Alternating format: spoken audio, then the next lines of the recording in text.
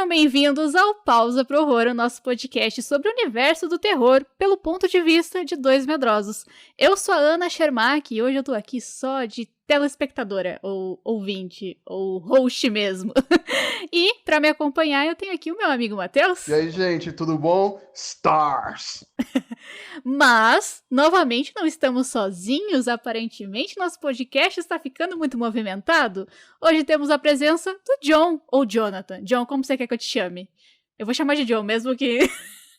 Pode chamar de John. Ótimo. Seja bem-vindo. Tudo bem com você? Preparado? Antes de mais nada, olá, meu nome é Jonathan, psicólogo comportamental, e eu tô aqui hoje para falar pra Capcom que eu gostaria que ela fizesse um jogo onde os personagens de Resident Evil fossem na terapia. Ótimo. Chegou Já chegando, começamos. né?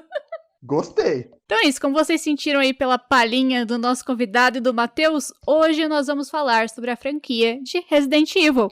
Como teremos uma série nova aí pela Netflix chegando, a Netflix anunciou que vai produzir uma série de Resident Evil, achamos justos, na verdade o Matheus deu a ideia, e eu apenas disse, vamos lá, e a gente tá aqui pra falar sobre Resident Evil hoje. Não, pera, a gente é um podcast de esquerda, a gente não tem, eu não tenho ideia, a gente divide a ideia.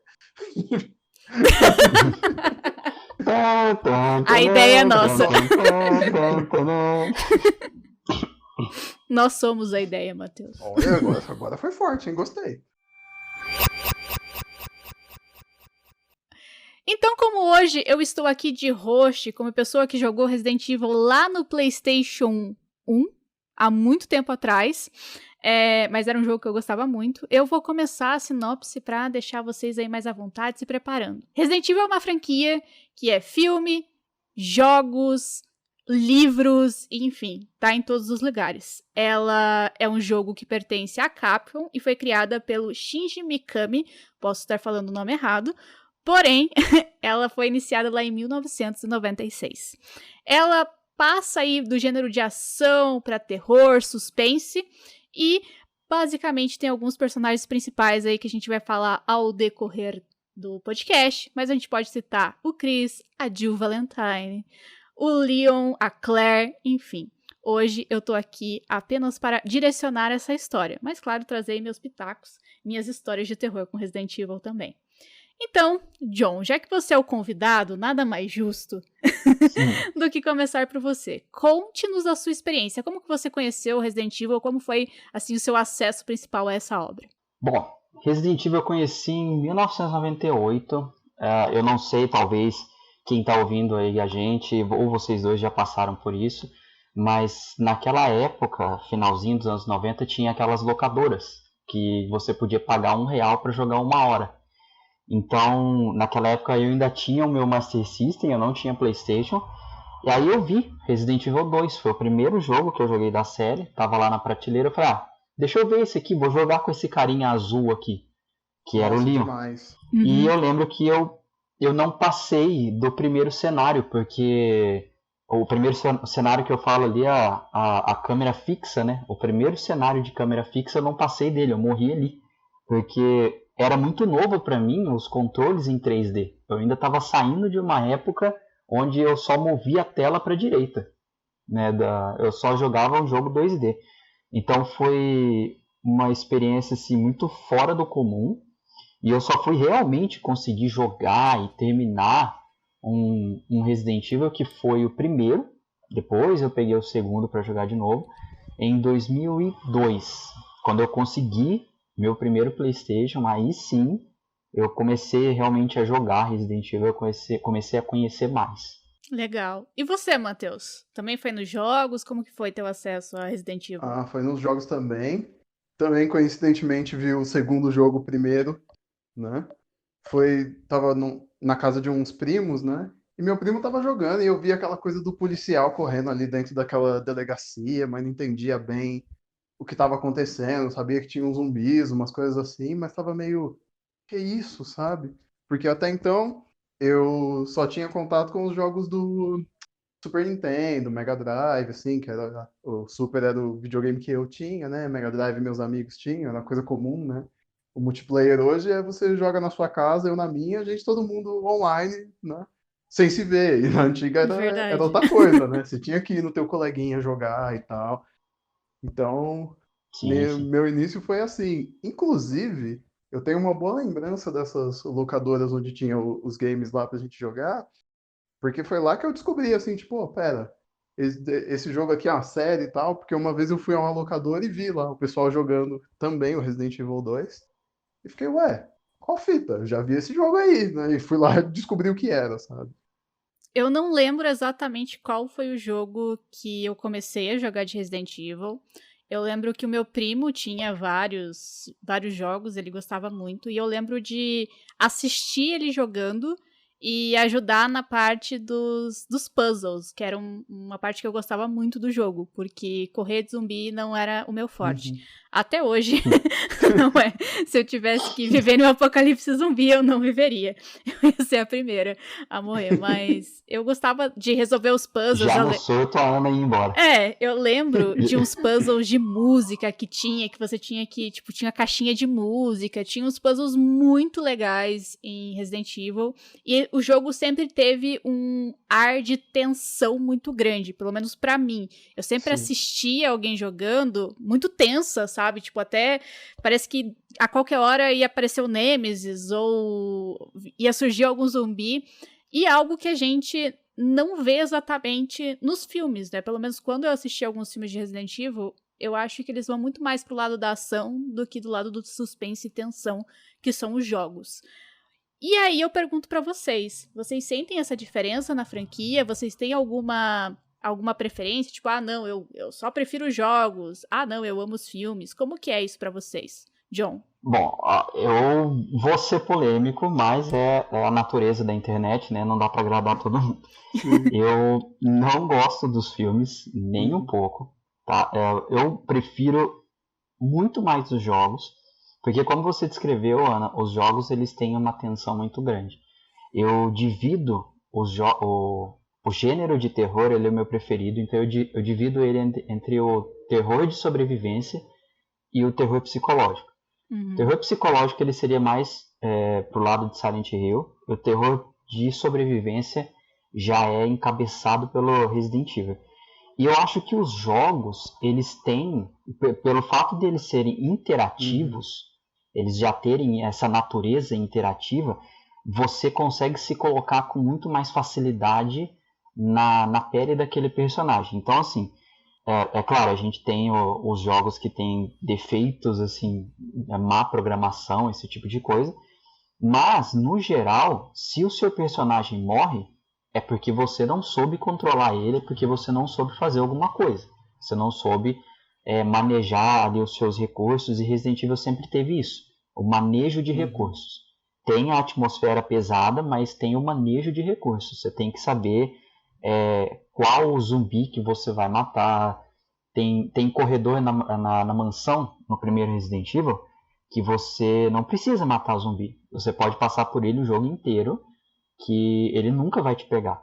Mas só que tem corredores que se você não mata o zumbi, ele vai te causar problema depois, porque é um corredor que você vai ter que fazer o backtracking.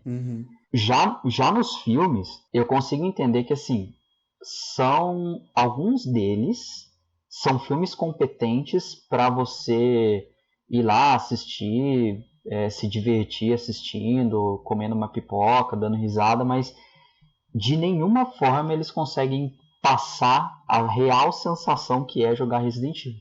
E eu nem falo do enredo. Eu nem falo porque se você jogou um Resident Evil, se você viu um filme, você já entendeu que não tem nada a ver um com o outro.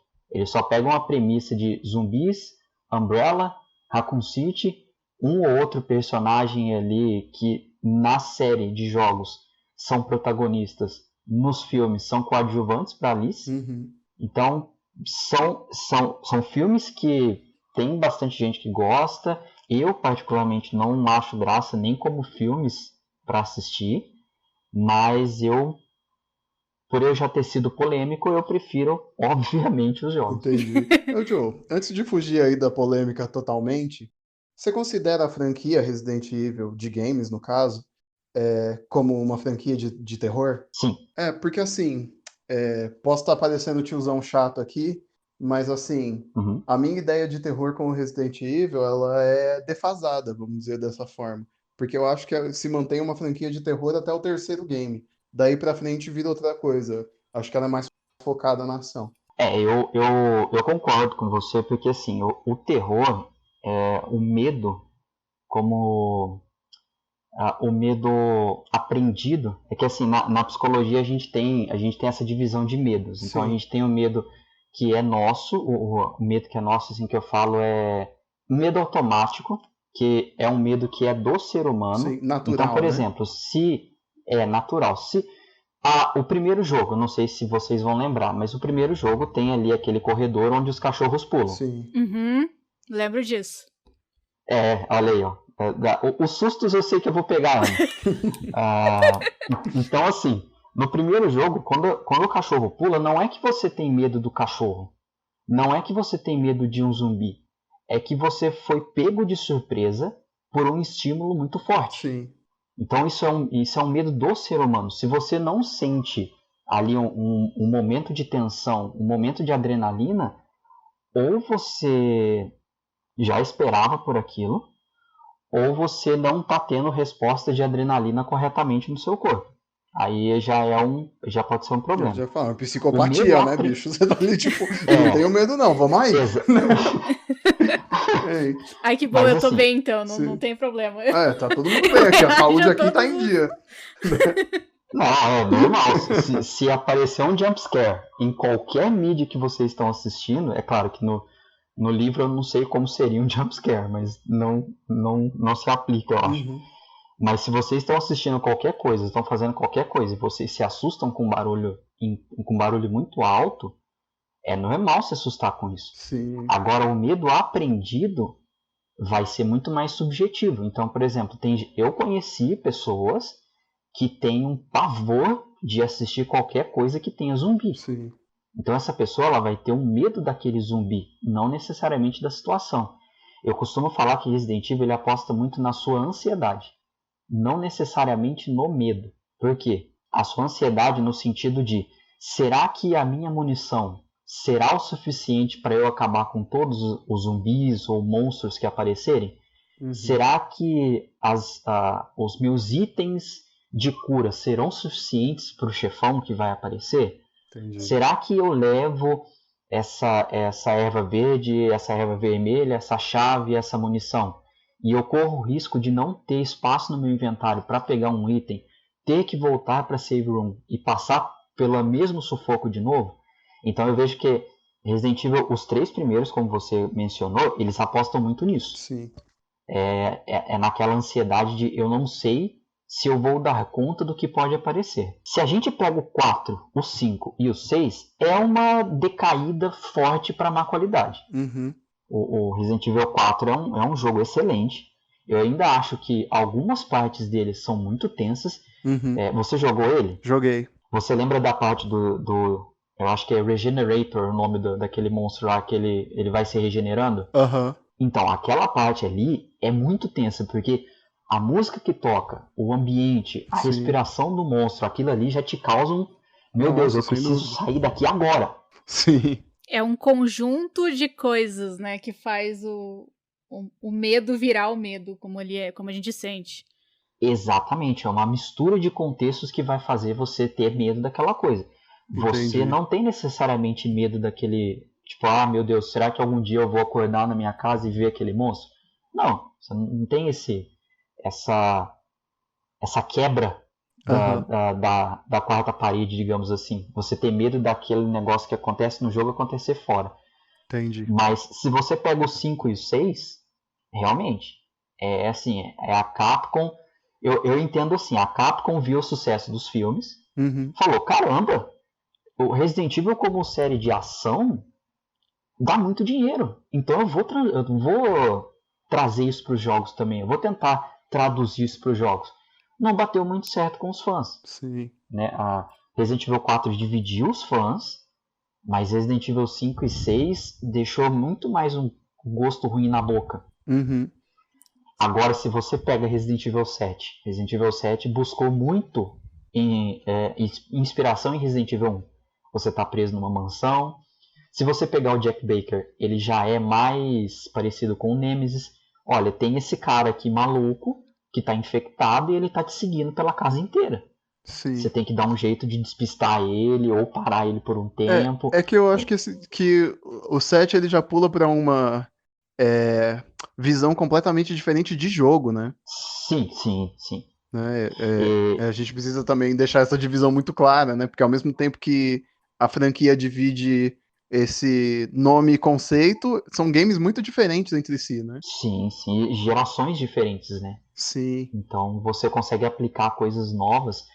O meu preferido, como eu falei, é o Resident Evil 2.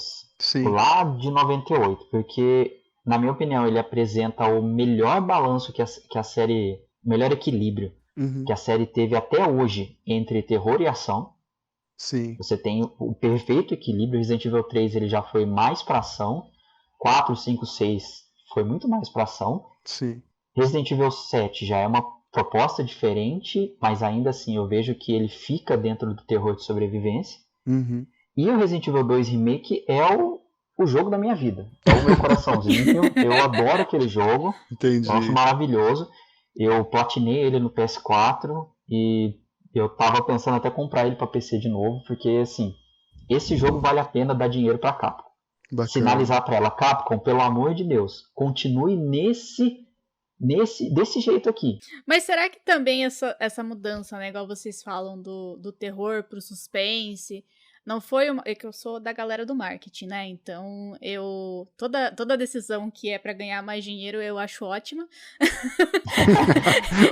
eu aprovo. Do socialismo pro capitalismo agora. Esse aqui é o podcast do Jeff Bezos sobre Resident Evil. Não, então, né, como eu ia falar, e talvez justamente por tentar, talvez, trazer o público dos filmes pra franquia, eles acabaram deixando um pouco do próprio terror de lado, que eu acho que sempre foi o próprio chamariz de Resident Evil, né, você jogar um jogo que, enfim, te fazia ficar tenso, preso ali. E a minha pergunta, que eu ia chamar pra isso, é justamente sobre a experiência do filme. Porque quando eu olho os filmes de Resident Evil e comparo ele com os jogos, eu vejo dois públicos diferentes, como, digamos, empresa. Sim. Eu tenho o jogo, eu tenho um público com aquele jogo, mas acabei vendendo os direitos do filme e acabei encontrando outro público. E direciono isso para outra coisa, para uma forma mais vendável, talvez, explorar novas áreas, tentar modificar a marca de certa forma para se tornar um pouco mais abrangente. Porque você via muita gente que não conseguia jogar Resident Evil. Eu era uma delas, em certo ponto. Mas meu irmão, por exemplo, né, eu tava conversando com ele hoje que eu ia gravar um podcast sobre Resident Evil. Meu irmão faz faculdade de desenvolvimento de jogos e tal. Mas Resident Evil e jogos de terror no geral, ele não gosta, ele não joga. E eu lembro até hoje que eu assustava muito ele com Resident Evil. A gente trancava ele no... Eu vou contar isso online, tá bom. Eu trancava ele no quarto e a gente ligava o PlayStation e daí pra fazer o Stars, sabe, do Nemesis. Sim, do Nemesis. E ele morria de medo, coitado. Eu era uma péssima irmã. Maravilha. Quando começamos bem, a gente vai contar uma história de bullying aqui muito bonita em família. Desculpa, eu vou deixar o pedido de desculpas aqui pro meu irmão por eu ter feito isso com ele. Mas era engraçado. Eu imagino. Mas hoje eu sei o problema, mas enfim. Se você me permite voltar lá à sua primeira pergunta, né? Se a gente tem alguma preferência entre os games e os filmes, eu preciso discordar um pouco do Joe, porque eu acho que o primeiro filme de Resident Evil, aquele que ganhou um subtítulo péssimo e ao mesmo tempo maravilhoso, O Hóspede Maldito, de 2002. Muito bom. É um filme muito bom, assim, dentro dessa temática, né, filme, a gente esquecendo que é uma obra sobre um game, porque tem isso também. A gente já vem influenciado dessa ideia de que, pô, isso aqui é um game, essa história é assim, e se ela for de outro jeito, não vai ser, né? No entanto, até quebra um pouco a mística esse filme, pelo menos na minha visão, e aí vale, né, para vocês também procurarem críticas, etc. É um filme que tem uma crítica muito boa, o primeiro filme. Esse é o Porque, filme que tem a Michelle Rodrigues, né? exatamente, que é um filme que se propõe a esse suspense de terror, né? Embora, como o Joe falou já na resposta dele, que é uma experiência diferente de jogar o game, né?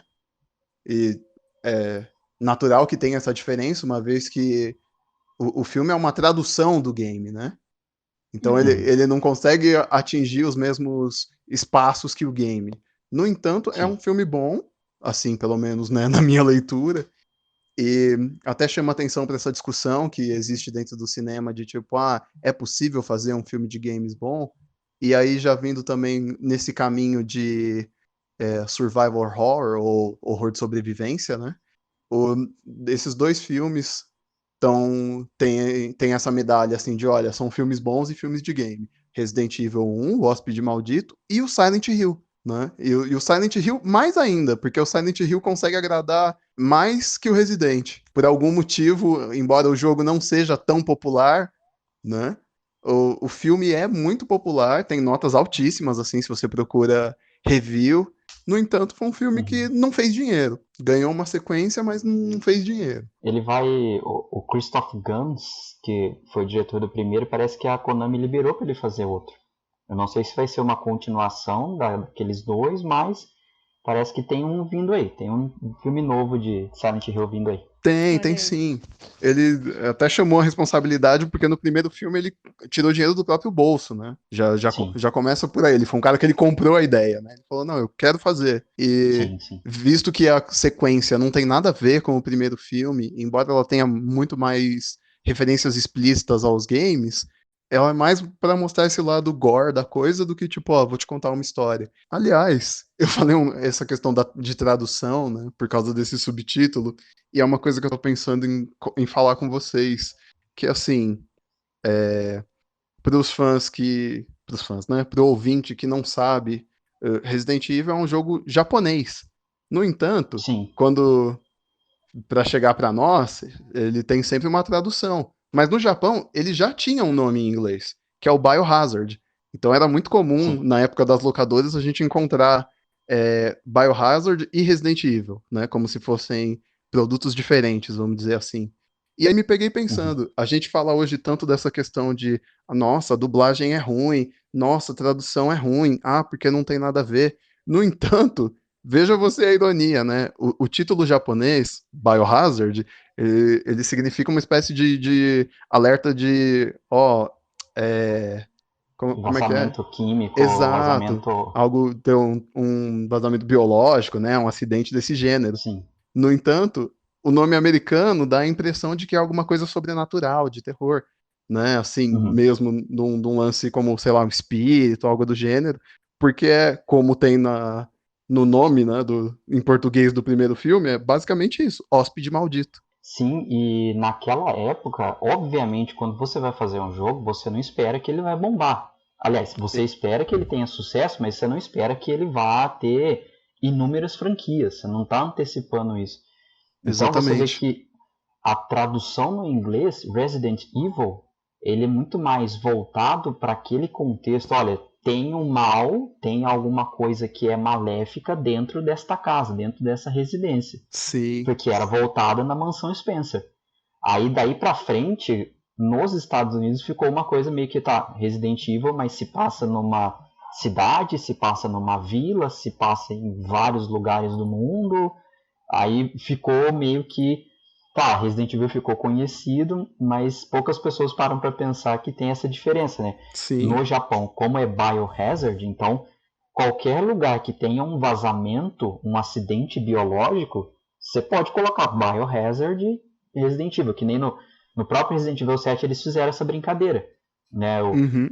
O nome no Japão é Biohazard Resident Evil, o nome nas Américas, aqui no Ocidente, ficou Resident Evil Biohazard. Os Sim. caras trocaram, fizeram essa brincadeira que eu achei genial. Poxa, é super maneiro ver esse contato com os fãs, né? Ainda que a Capcom Sim, deixe a desejar no storytelling, né? Porque no fim das contas muito. nunca termina, né? A gente nunca sabe de fato o que tá acontecendo.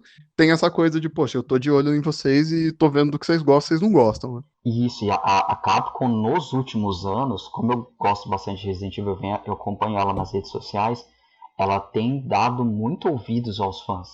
É claro que você não pode só ouvir o fã, porque senão você não faz nada coerente. São Não, muitas não. vozes falando coisas diferentes.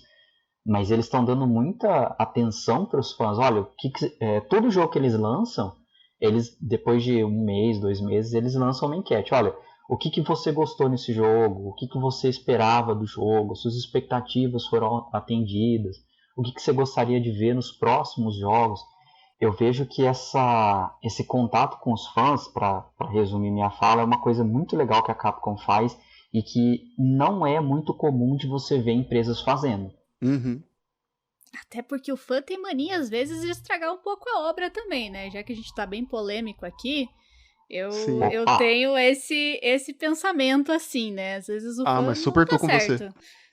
Ah, não, concordo também. É, não, o É. fã, ele tá, como a gente até falou, ele tá contaminado, né? Ele já vem apaixonado de uma outra coisa, então não tem Sim. jeito, né? Mas assim, fazendo a conexão com o que o Matheus falou, eu De... vejo que tem essa diferença entre, entre os fãs dos jogos e os fãs do filme, principalmente porque os fãs dos jogos, isso em jogos em geral, não apenas Resident Evil, tem essa mentalidade de eu vou ao cinema ver exatamente o que eu vi nos jogos. Se não for assim, tá errado. E eu já vejo que é uma mentalidade muito limitada, para Sim. ser polêmico. É uma mentalidade muito limitada.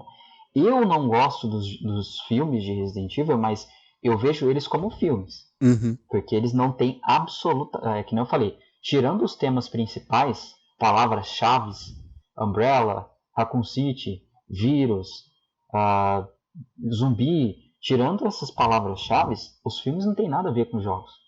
Uhum. E eu acho que eu concordo um pouco com o Matheus, o primeiro filme, como filme, não como adaptação, como filme, ele é bom.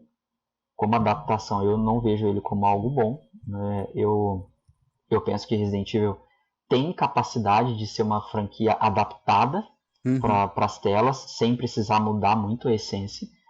Mas com o passar do tempo, os filmes foram ficando muito descabidos.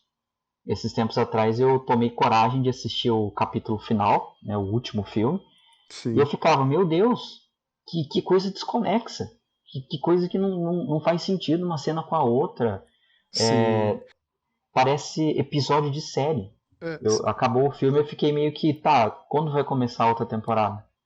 pois é, É, se você me permite comentar aí um pouquinho, desculpa interromper, é que assim, os filmes eles vão nessa progressão porque a concorrência deles, se você olha assim, né, a 2002, quando é o primeiro filme, ele já tá vindo essa onda de filmes de super-heróis e filmes como Velozes e Furiosos, né, que de alguma sim, sim. maneira se aproveita muito é, dessa como é que eu posso dizer? Desse lado fantasioso de contar histórias, sabe?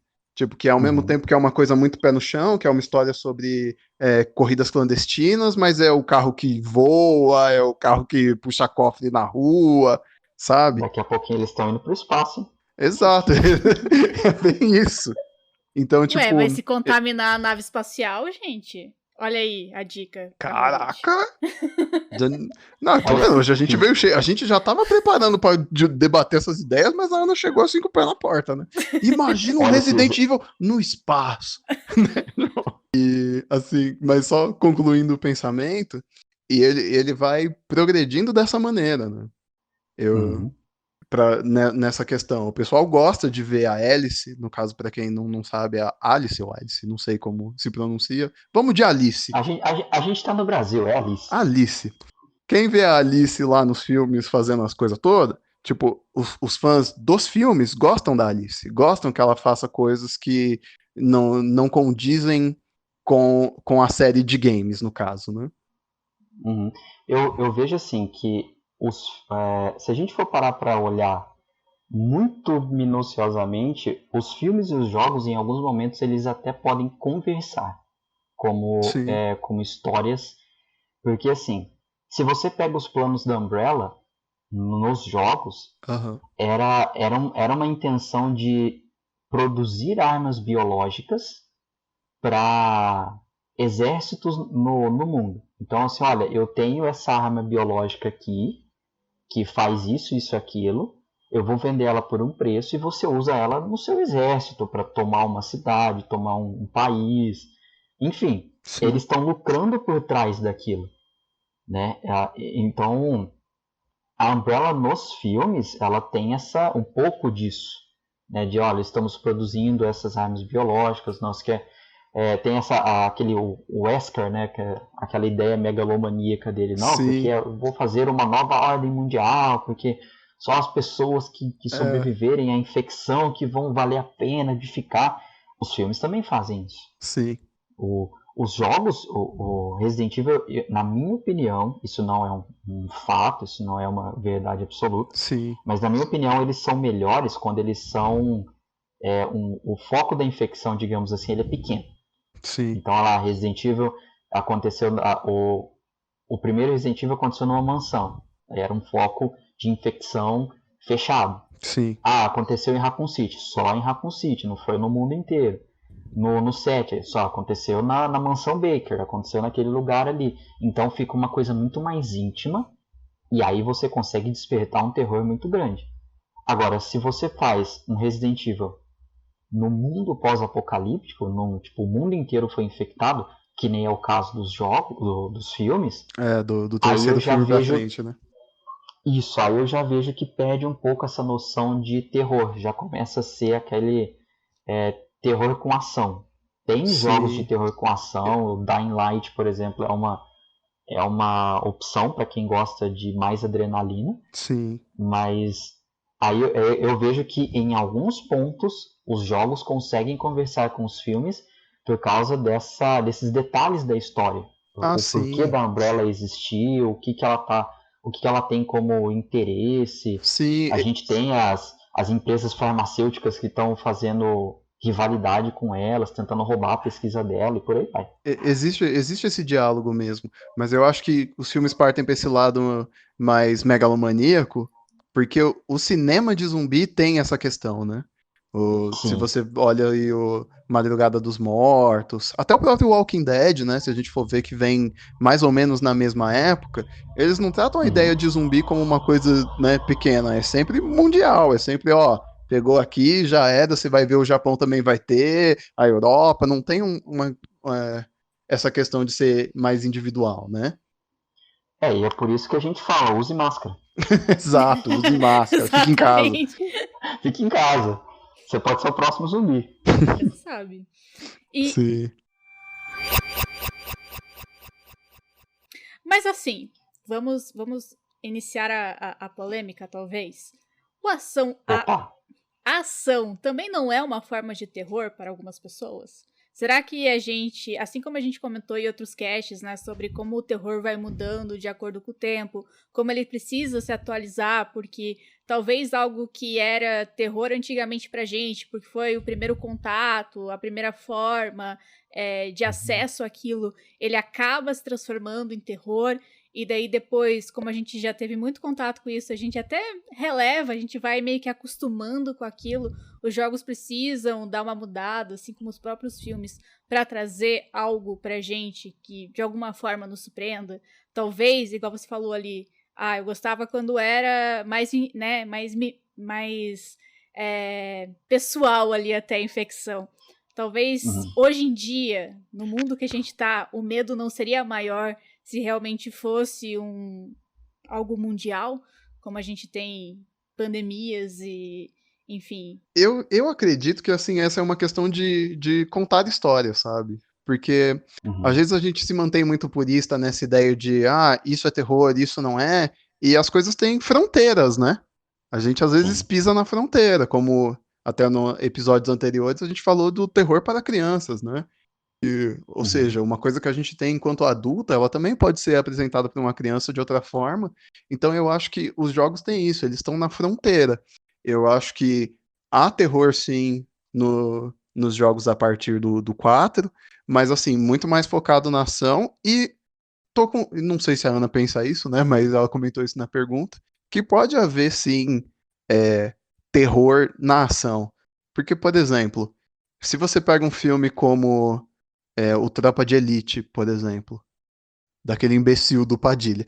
Tipo, é um filme de ação, mas ele é um filme que nos dá muito medo, porque ele trata de assuntos muito sérios, Sim. questões muito reais, né? Então, ao Uhum. mesmo tempo que é um filme muito real, pé no chão e tudo, não tem, né, desastre nuclear, não tem zumbi, não tem vampiro, ele também é uma coisa que nos assusta profundamente. Sim, sim.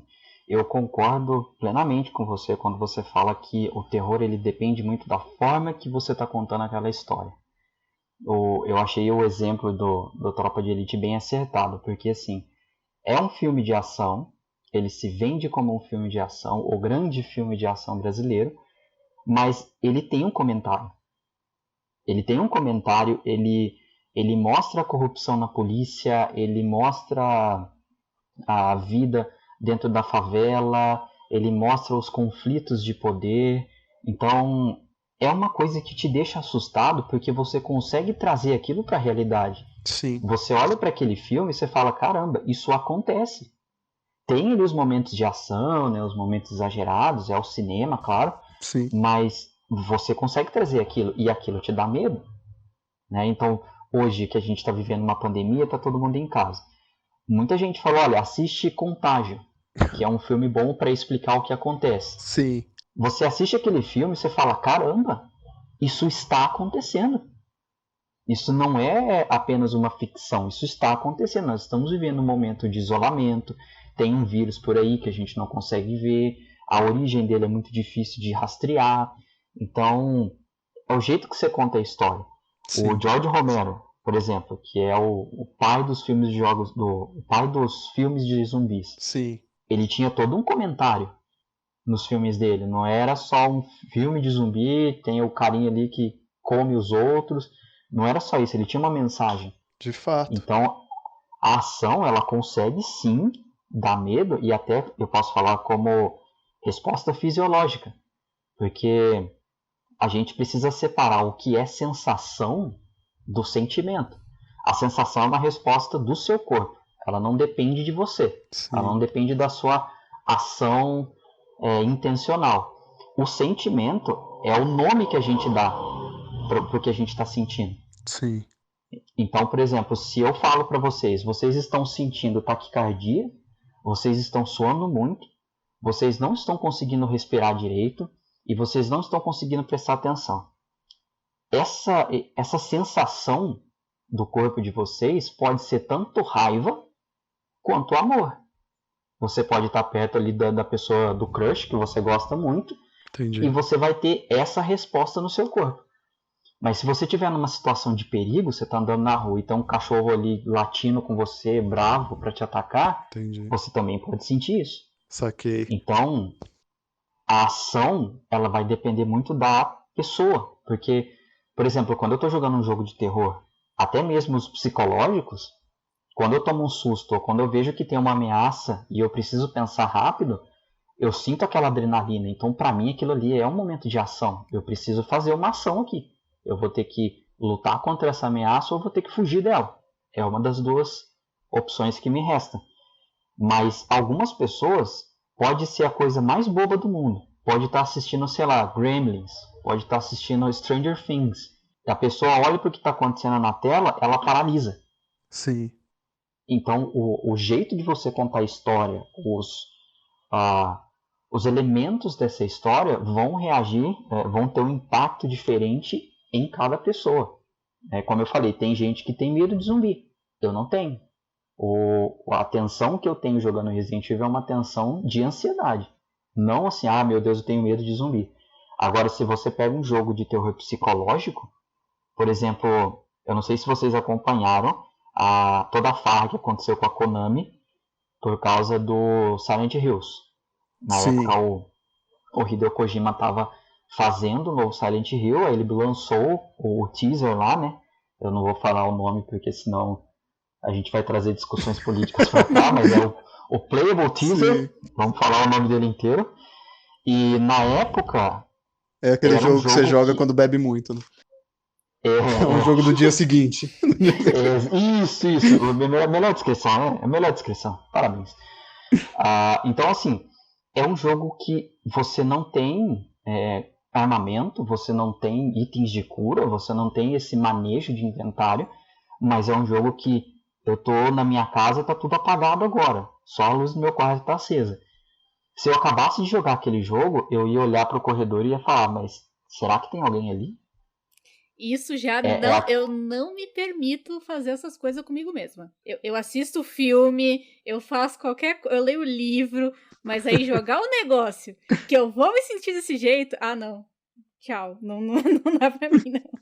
Sim. E essa é a diferença que eu falei antes do terror psicológico. O terror psicológico ele vai fazer você sentir medo fora do jogo.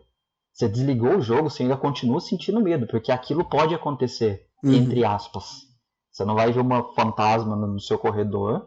A gente tá falando aí de alucinação visual, pelo amor de Deus. Se você tá vendo uma mulher no seu corredor agora, por favor, entre em contato com um psiquiatra amanhã. Eu tô falando sério, tá? Mas eu vejo que o terror ele tem essa forma diferente de atingir as pessoas. E sim, ele precisa se adaptar aos tempos, porque eu vejo que há uma mídia, não só nos jogos, mas nos cinemas, na literatura, em qualquer lugar onde ela esteja, ela pode fazer comentários muito fortes, ela pode fazer críticas muito fortes, que são particulares da mídia, por trazer essa sensação de que aquilo pode acontecer na realidade. Sim. Eu tô Desculpa, olhando gente, meu eu corredor agora, na verdade. Pois é. Eu tô pensando, saio do quarto ou não saio, sabe? Tipo, não quero olhar meu corredor. Tipo, John, parabéns, você pegou super a ideia de podcast de terror, sabe? Você conseguiu amedrontar muita gente agora. Por favor, não olhe pra trás agora. A gente vai te convidar mais vezes, inclusive. Continue. Né? Eu tô com isso tudo na cabeça muito fresco, porque eu tô fazendo um episódio sobre jogos de terror e psicologia pro meu canal. Caramba. Então, eu tava estudando a psicologia do medo esses dias atrás para poder fazer o enredo. Então, eu estava preparado quando a Ana me convidou. Olha só. E o John, pra quem não sabe, ele escreve no Pausa sobre jogos e terror, enfim. John fez vários textos super bacanas no Pausa, inclusive um jogo que se chama Ana, que me deixou com muita vontade de jogar, mas eu não tenho coragem. Ana, você tinha que ter falado isso antes dele amedrontar todo mundo. Tipo, eu não vou abrir o texto dele agora. Calma, o texto eu não assusto ninguém, eu só faço análises. Eu só coloco ideias ali. Mas, já que a gente tá falando sobre medo, trouxe aí todo um problema pros nossos ouvintes, que agora estão aí olhando pros corredores, ou não olhando, que eu espero. Qual foi o momento de Resident Evil, qual vocês lembram, assim, que deu mais medo em vocês? Esse pra mim é muito fácil. Assim, no segundo jogo, acho que no primeiro também, se não me engano, tem aranha gigante e eu tenho aracnofobia. Então, né? Então, tipo, esse pra mim é marcante. Toda vez que eu jogava, eu tinha que chamar alguém, um coleguinha, minha mãe, qualquer pessoa pra estar comigo, pra se pelo menos não matar ela, ficar do meu lado, assim, tipo, é só um jogo, essa aranha não existe. Justo. Assim, como eu falei, o Resident Evil 2, a primeira vez que eu joguei ele, eu senti muito medo porque eu não sabia jogar e era muito novo. Tinha 8 anos na época, então era facilmente assustado. Caramba, você jogou novinho mesmo, né? Não, eu tinha 8 anos quando ele foi lançado e foi lá na locadora e aquele... Vamos combinar, né, gente? Anos 90 não tinha muita preocupação com criança jogando jogo de terror, com criança jogando qualquer coisa. Então, você tava ali na locadora, tio, eu quero jogar isso aqui. Bem, joga aí, né? Joga aí. Você tá me dando dinheiro, tá ótimo. Não sou seu pai. Mas quando eu fui jogar, eu acho que o o momento mais tenso foi o do cachorro na janela. Porque o primeiro Resident Evil que eu terminei foi o primeiro, de 96. Sim. E foi aquele negócio assim, eu estava descobrindo a mansão, eu nunca tinha jogado. E quando aconteceu o jumpscare ali naquela hora no corredor, eu fiquei segurando o controle com força o resto do jogo. Porque pra mim, sim. todo corredor poderia acontecer aquilo. Sim, nossa, e no 3, inclusive, que o Nemesis faz isso umas 2 vezes, bicho, você não passa mais perto de janela. Você não passa. Exatamente, o Nemesis já é um outro caso, porque quando eu joguei Resident Evil 3, eu ainda tava, acho que devia estar com uns 12 ou 13 anos, e na época era uma coisa, se você for parar pra pensar, por mais que o Nemesis ele tinha ali o seu script, né, ele tinha os lugares onde ele poderia aparecer, os lugares que ele não poderia aparecer, Sim. era muito randômico, você não sabia. Não, com certeza. A primeira vez que você jogava, ele podia aparecer num lugar. A segunda vez, ele já não aparecia ali. Então você ficava, caramba, que inteligência artificial é essa aqui, cara? Na época eu ficava com muito medo de jogar Resident Evil 3, porque eu não sabia. Simplesmente, todo o cenário poderia ser uma luta contra o Nemesis. Sim. Inclusive, a questão dele correr atrás de você, pra mim, era crucial pro horror do jogo funcionar. Porque era uma coisa que te deixava ansioso. Porque você sabia que ele ia aparecer em algum momento e que você ia ter que fugir dele. Não é só, tipo... Você começava a escutar os barulhos, né? Que, tipo, podia dar a entender que ele tava perto. Mas sabe uma coisa que me deixava com medo? Acho que era no Resident Evil 2, que você joga e você se separa, né? Você joga com o Leon e com a Claire. Sim. O momento que você se vê sozinho. Depende, porque o Resident Evil 2 ele tem 2 discos. Aí no primeiro você joga com a Claire, que no caso seria o canônico, a Claire o cenário A da Claire e o cenário B do Leon. Mas se você tá falando em dividir os personagens, aí você tá falando de Resident Evil 0. Eu lembro que tinha que você, tipo, meio que você ficava sozinho, né? Você começava junto, mas aí você ficava sozinho. Provavelmente é esse que separava os discos. Porque o Resident Evil 0, você tem 2 personagens e aí você pode controlar esses 2 personagens. Não é esse. Então, não, eu tô falando do 2 mesmo. Que rola um acidente e cada um fica de um lado da cidade. O meu medo era justamente esse, ficar sozinha. Nossa, sim. Isso é o que me dava mais medo. Não era nem, tipo, todo... Aliás, que sempre me perguntei isso, é tipo, brother, você tá preso na cidade que só tem zumbi, os caramba todo, e você sabe que o teu camarada tá ali, procura teu camarada, mano, não vai resolver quebra-cabeça, sabe, tipo, é o que eu faria. Resident Evil não é conhecido pela sua lógica, né? Pois é, tem esse probleminha aí, né? Sim, eu queria saber se vocês sentem essa influência do cinema de monstro em cima de Resident Evil. Porque, pensando essa pauta, eu falei, porra, é real, né? Porque, ao mesmo tempo que o jogo se trate dessas questões de experiência biológica e tal, e aí o zumbi vem disso, cara, tem umas coisas que, assim, como já disse o Joe, não faz sentido, né? Como diria um certo youtuber aí, né? Enfim, dito isso, tem lá cobra gigante, aranha gigante, lagarto gigante, homem-sapo, sabe? Tem uma coisa muito tipo filme de monstro. Mas isso não é muito Japão também? Nossa, sim. Sim. É muito, sei lá, eu vejo bastante anime também, né? Então pra mim é muito isso, assim, é muito a cultura japonesa também. Por mais que o jogo, né, tenha essa vibe meio americana por, né, tipo, Leon, Claire, Jill, ele é um jogo japonês, então meio que... Sim, mas o berço do cinema de monstro ele é japonês, né? Porque é o nosso querido Godzilla, ou Gojira no original, né? É isso, né? Sim. E, assim, Resident Evil, ele é a forma com que o japonês vê o americano.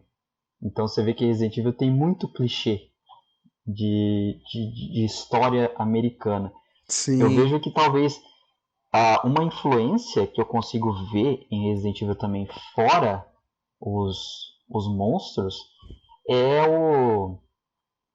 um pouco de influência do terror slasher. onde você tem um serial killer, um assassino, uma presença, enfim, que está perseguindo o protagonista constantemente. Resident Evil 1 não tem isso, mas se você pega Resident Evil 2, você tem o Mr. X, você pega Resident Evil 3, você tem o Nemesis, o Resident Evil 4 tem lá os seus monstros gigantes, mas não é nada que persiga o Leon o jogo inteiro. Sim, mas tem essa questão, né? Até o Krauser, por exemplo, né? Que é um cara que você vai enfrentar uma, duas vezes, né? Então... aquele cara, aquele monstro humanoide que é recorrente e ele vai te seguindo até o momento que o jogo fala, agora você pode matá-lo. Sim. Mas antes, se você pega o remake de Resident Evil 2, eu liberei a bazuca. Toda vez que eu vejo o Mr. X, eu atiro nele com a bazuca e é só numa hora que o jogo fala pra você, agora você pode matá-lo. Um tiro de bazuca ele morre. Sim. Então, já que a gente tá chegando pro final, eu queria saber quais são as expectativas de vocês pra série que a Netflix falou que vai lançar. Afinal, estamos aí falando de uma franquia que a gente, ao mesmo tempo que já tá aí bem largado por causa dos filmes, ao mesmo tempo a gente tem um apego emocional muito grande por Resident Evil. Então, quero saber as expectativas. Bom, a Netflix não lançou tantas informações ainda, então eu tô me mantendo bem cético. Eu posso falar que eu tenho zero expectativas, isso não é uma coisa ruim, tá? Não são necessariamente expectativas negativas. Eu tenho zero expectativas no momento, porque se os rumores que saíram se concretizarem, saiu bastante coisa, falou bastante coisa do roteiro e tal. Eu não vou falar nada aqui pra não dar spoilers, mas... Não, a gente não liga pra spoiler não, brother. Se quiser falar, pode falar. Se for te ajudar na argumentação... tem isso.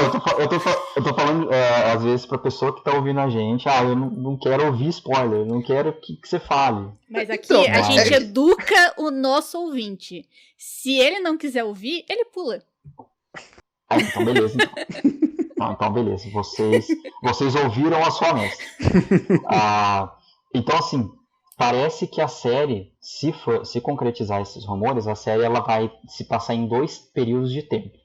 Parece que um vai ser na atualidade, com as crianças Wesker, que são 2 filhos do Wesker, e a outra parte vai se passar num futuro onde a Terra já foi dizimada, já tá no futuro pós-apocalíptico. Caraca. Já tem um problema com isso aí já. Sim. Eu já vi que, assim, desviou muito de Resident Evil, mas, como eu falei, estou com expectativas controladas, porque pode ser bom. Pode pegar os elementos de Resident Evil e ser bom. Sim. Eu não tô com muita expectativa, porque do jeito que foi escrito, talvez, do jeito que o vazador descreveu, me parece uma série da CW. Me parece que a CW pegou Resident Evil e fez uma série teen. Ixi. Então eu não achei legal. Só que vai ser o Teen Wolf Resident Evil. Exatamente. Qual é o problema? Problema nenhum. As pessoas podem gostar do que elas quiserem. Só estou dizendo aqui que, né, pode não ser bom ter um Resident Evil assim, né? Talvez. Eu só quero usar esse momento para desabafar, sair um pouco do meu ceticismo, do meu controle. Eu não consigo entender qual é a dificuldade de adaptar a história de Resident Evil, que eu vejo que é uma coisa tão legal. Poderia fazer o primeiro jogo, o primeiro filme, adaptando o primeiro jogo, por exemplo, como algo investigativo.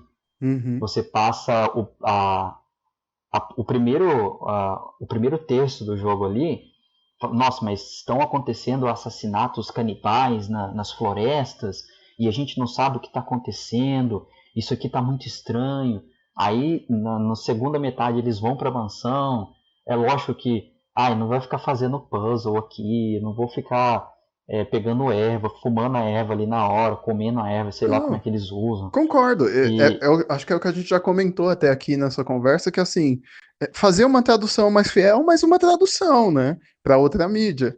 Né? Tem coisas que não tem como. E E assim, não sei qual é essa dificuldade, fico aí na expectativa, porque tá tendo rumores também que aquele cara do... Ah, eu esqueci o nome dele. Da franquia Invocação do Mal, James Wan. James Wan. O James Wan tava lá conversando para fazer uma adaptação um pouquinho mais fiel de Resident Evil. Maneiro. Eu espero isso. Eu espero ver. Eu gosto, assim, por mais que eu não vá gostar da série ou não vá gostar do filme, eu acho legal a exposição que Resident Evil tem, porque aí a Capcom investe mais e vai ter mais jogos.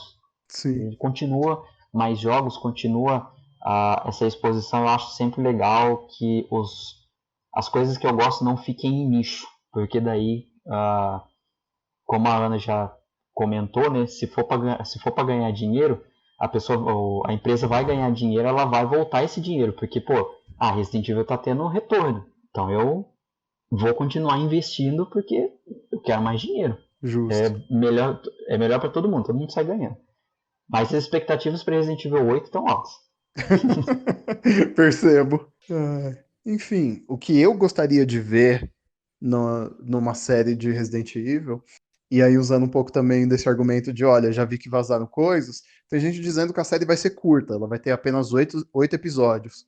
Isso já me animou bastante, porque embora o formato Netflix já seja compacto, né, as coisas dos 13 episódios, eu acho que tem muita coisa ali que podia ficar de fora, né, nas originais deles. Então, esse lance de ser menor já me animou. Já falei, bom, beleza. Não vou ficar aqui, né, tanto tempo assim, preso numa coisa, porque eu quero ver o fim, né? Mas eu gostaria de ver uma coisa mais num gênero slasher, assim. Eu acho que combinaria muito também com a história do primeiro filme, até do primeiro filme, ó, do primeiro game, e até do segundo, saca? Porque quando a gente olha de perto alguns filmes slasher, o slasher dele é muito parecido com Resident Evil no sentido de que é sempre num lugar claustrofóbico, né? É sempre uma coisa tipo, ó, não, tá acontecendo aqui, nós estamos numa casa, numa festa. Claro, existem exceções, como, por exemplo, se a gente pega a franquia Pânico, Pânico nunca é tipo, ó, vão matar várias pessoas, né, nesse mesmo lugar, né? São sempre outros lugares, mas assim, a mesma ideia de, ó, vocês estão presos comigo, né? Então, é isso que eu gostaria de ver, mesmo que de alguma forma não fosse tão fiel ao game, mas que fosse pé no chão, sabe? Porque Sim. para mim, o grande erro da franquia de filmes é que o pé sai do chão, né? Eles vão mesmo pra bater de frente com outras franquias cinematográficas aí que abusam mesmo da fantasia para contar as histórias, e tudo bem, porque é um recurso que eles escolheram, mas eu acredito Sim. que o caminho seja melhor pelo outro lado.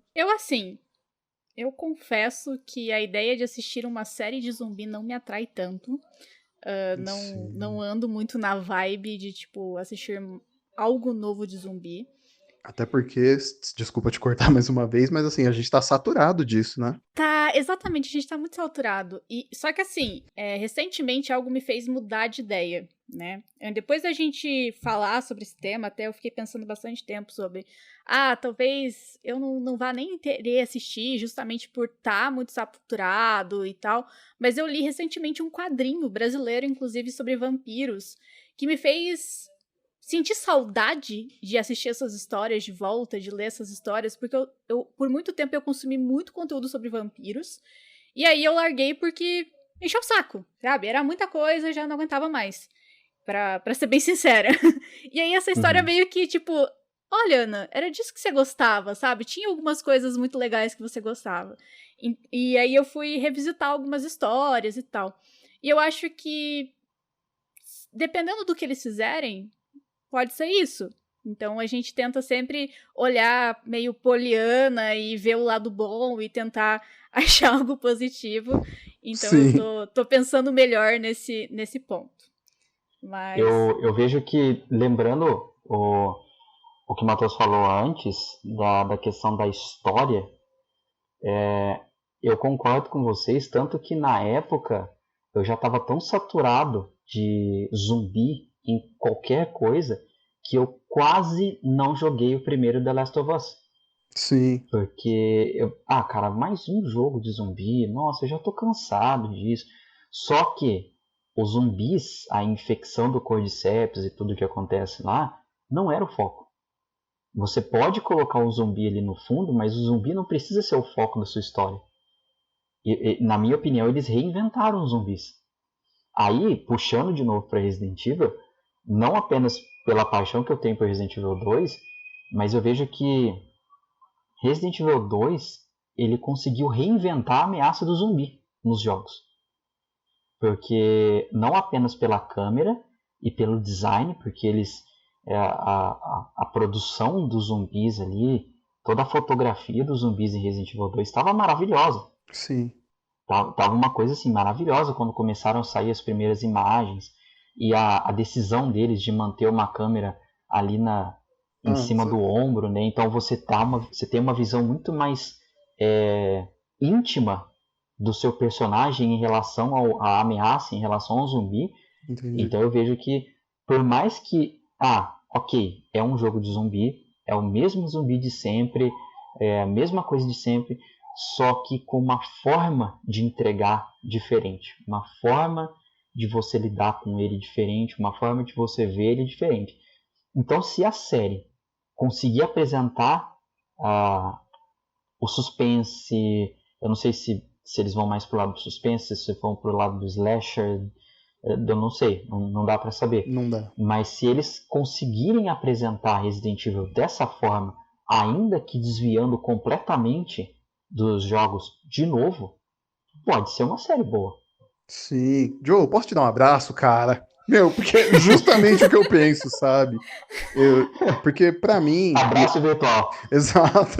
Pega aí, né? Send good vibes. Que... Pra mim, como eu falei já até no começo aqui da nossa conversa, eu tenho um apego, né, uma visão defasada já do Resident Evil. Por mais que eu tenha jogado os jogos modernos e tudo, o que permanece em mim são aqueles 3 primeiros games, né, que era uma coisa mais devagar, que era, né, você não encontrava 1 milhão de zumbis para matar de várias formas diferentes, não. Você tinha que... Sim. Né, passar por espaços pequenos, tinha que resolver um quebra-cabeça. Então, tinha essa sensação de suspense mesmo, né? Então, eu acho que conseguindo fazer uma obra que mantenha esse suspense, como você falou, independentemente dela ser fiel ao game ou não, eu acho que ela faz mais sentido, sabe?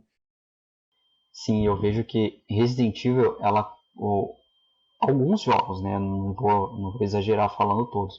Mas Resident Evil consegue fazer um zumbi ser uma grande ameaça para você.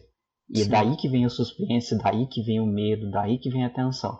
Agora, se você pega uma série, por exemplo, que nem Dead Rising, onde você tá enfrentando zumbi que nem se estivesse num formigueiro, Sim. Não é diferente. Então é a forma de entregar. A Capcom fala, olha, assim, curiosamente as duas franquias são da Capcom, mas a Capcom com Resident Evil ela fala, olha, esse zumbi aqui pode te dar muita dor de cabeça. Esse único zumbi aqui pode te dar muita dor de cabeça. Agora, se você pega outros jogos, você tem mares de zumbis e às vezes, sei lá, um pente de uma metralhadora mata todo mundo. Agora, Resident Evil, eu vi o pessoal reclamando bastante que um zumbi podia tirar 20 balas do seu inventário e você ainda não conseguia matar ele. Ele ainda ficava no chão ali, pronto para te pegar. Aí é aquele negócio que eu falei antes. Você não tem certeza do que você está podendo fazer, do que você vai conseguir fazer com o que você tem na mão.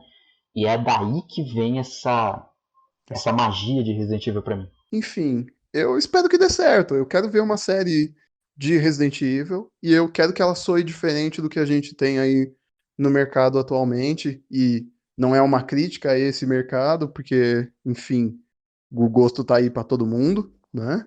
Cada um pode escolher o que assistir, o que não assiste.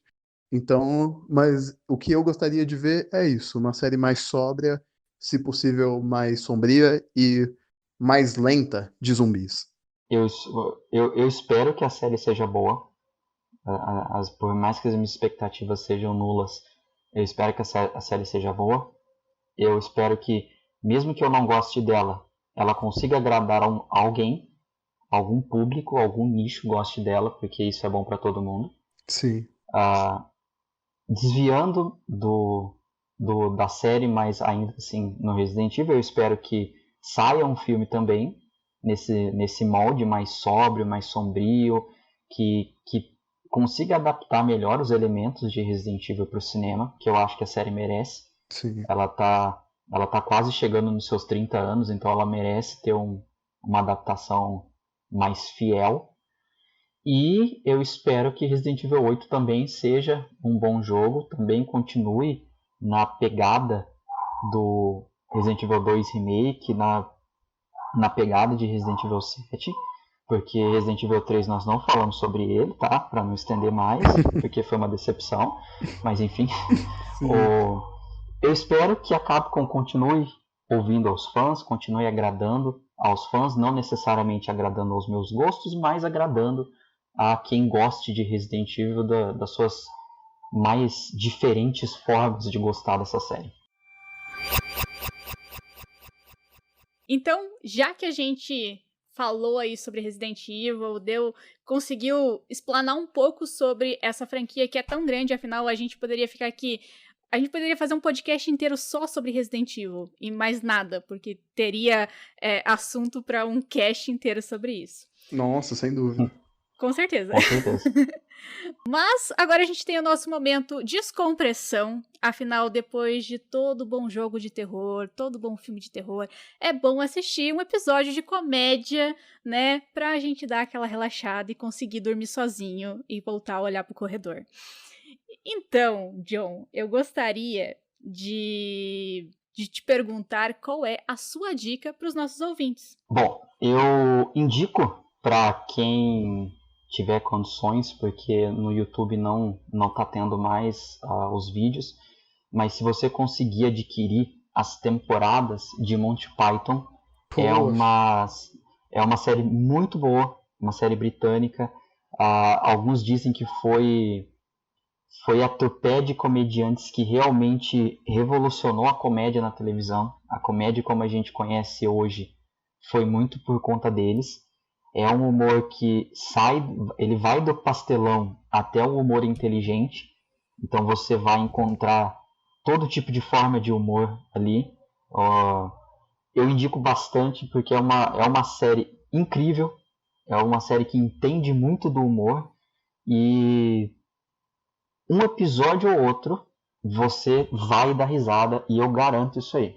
Por mais diferente que possa ser o seu gosto no humor, eu tenho certeza que Monty Python vai ser legal para você assistir. Ótimo.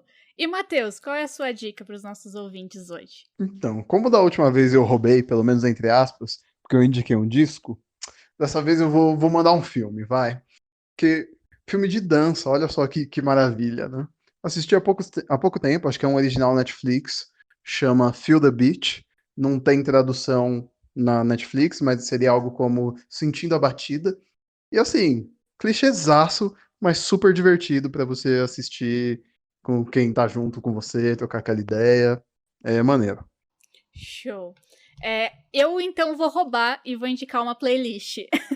Como eu não tô assistindo tanta coisa... Na verdade, eu tô assistindo anime, mas daí eu indicar outro anime, eu só tenho indicado anime nesse podcast, eu acho que seria demais, então eu vou pra uma playlist. As pessoas entraram em complô pra me viciar em K-pop, ultimamente. Então, vários amigos se juntaram pra transformar Você chama isso de amigo? É isso mesmo? As suas definições de amizade estão complicadas, hein? Né? Suas definições de amizade foram atualizadas, né? Muito mal atualizadas, mas atualizadas. Mas, em defesa desses meus amigos, eu digo que a produção de K-pop é muito interessante. A forma visual, enfim, as danças, é algo fora do comum, realmente. E eu tenho uma playlist que eu estou fazendo com as músicas de K-pop que eu gosto. Daí é a seleção da Ana. Então eu vou deixar linkado aí pra vocês no post lá no Pausa para um Café, onde a gente deixa todas as dicas. Pra caso você também, assim, queira dar uma chance pro K-pop, pros menininhos coreanos dançando, tá aí as minhas dicas. É maneiro, é maneiro. Então, chegou a hora, né, de dizer tchau, já que tudo que é bom dura pouco.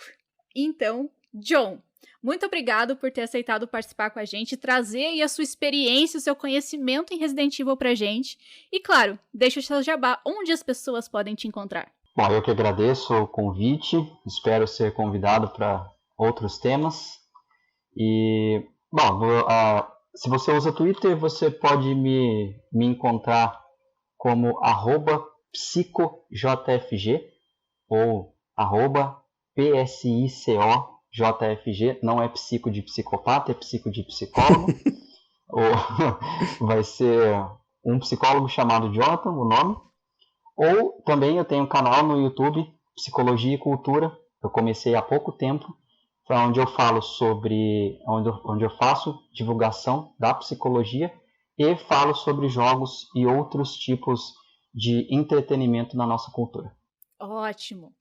E se você quiser continuar nos acompanhando e quer que esse podcast se torne algo semanal para eu e o Matheus se lascar atrás de pauta, você pode nos apoiar no Catarse. É www.catarse.me/apoiopausa. Mas, se você quer conhecer mais, assim, sobre a visão pessoal, sobre as dicas de música do nosso amigo Matheus, onde que as pessoas podem te encontrar? É só ir lá no Twitter, @dislike, em português, assim, que nem nós fala, som, dislike, que é facinho de me achar. Valeu? E se você quer conversar mais comigo nas redes sociais, é @pausa para um café em qualquer rede. E se você quiser mandar o seu feedback pra gente, manda um e-mail em contato@pausaparauncafé.com.br. Muito obrigado por nos acompanhar até aqui e, claro, muito obrigado aos nossos apoiadores que fazem este podcast se tornar real. Tchau, gente!